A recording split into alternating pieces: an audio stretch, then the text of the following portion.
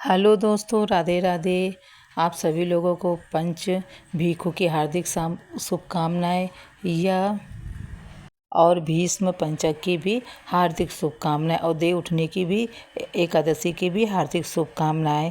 तो आइए जानते हैं कि इसमें क्या ज़्यादा सामान भी नहीं लगता है। आप नक्षत्र के छाँव में सुबह जल्दी से उठकर ये पूजा कर सकते हैं। चौमुखा दीपक चाहिए, नारियल चाहिए और राई चाहिए और 1 लोटा जल चाहिए। तुलसी के सामने आप ये पूजा कर सकते हैं। उसके बाद में थोड़े से पुष्प ले लीजिए।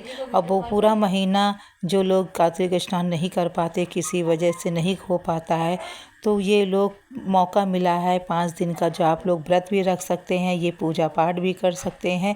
तो बहुत अच्छा शुभ है।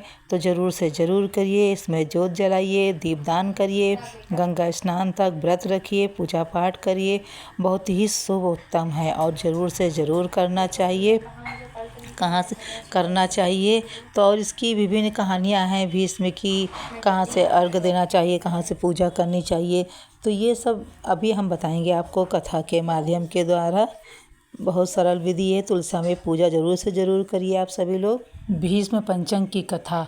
एक समय राजा परीक्षित ने महात्मा व्यास जी से पूछा, हे भगवान, हमें कार्तिक मास की कथा अपने सुनाई और एकादशी से लेकर पूर्णिमा तक इन 5 दिनों को भीष्म पंचक के नाम से क्यों कहा जाता है, और इस संबंध में हम जानना चाहते हैं।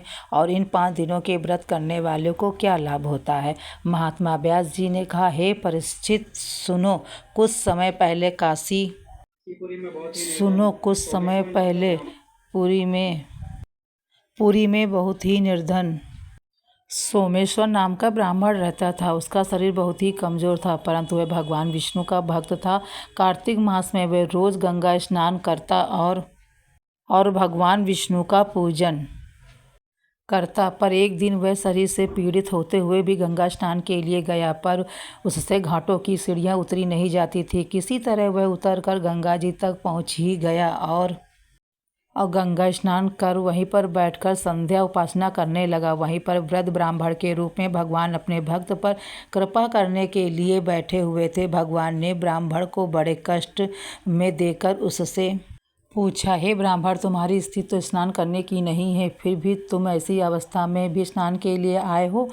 कहो क्या चाहते हो। ऐसा वचन सुनकर वृद्ध ब्राह्मण ने कहा, हे भगवान, मैं बहुत गरीब ब्राह्मण हूँ। इसी से लोगों में अपमानित हूँ और तकलीफ़ों पाता हूँ। इसी कारण मैं हमेशा परेशान रहता हूँ। यदि आप कोई उपाय बता सकते हो तो मैं आपकी अपने ऊपर दया समझूंगा। ब्राह्मण के वचन को सुनकर भगवान रूपी ब्राह्मण ने कहा, हे ब्राह्मण, सुनो, ये कार्तिक का महीना चल रहा है।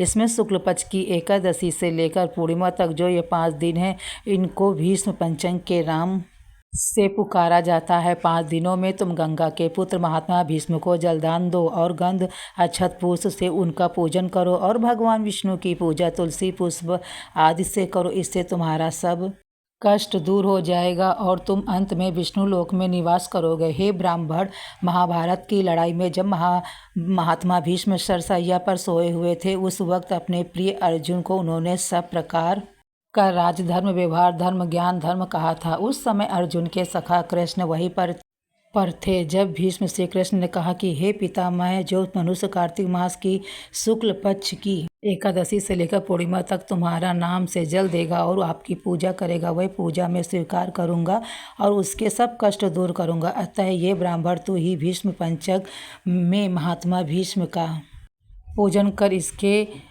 पूजन से सारे कष्ट दूर हो जाएंगे। उसके बाद ब्राह्मण ने भी भीष्म पंचक का व्रत किया और सब सुखों को प्राप्त करते हुए अंत में विष्णु लोक में गया। इसलिए कार्तिक मास में महात्मा भीष्म का व्रत करना चाहिए। इससे सर्व आनंद होगा और अंत में मोक्ष की प्राप्ति होती है।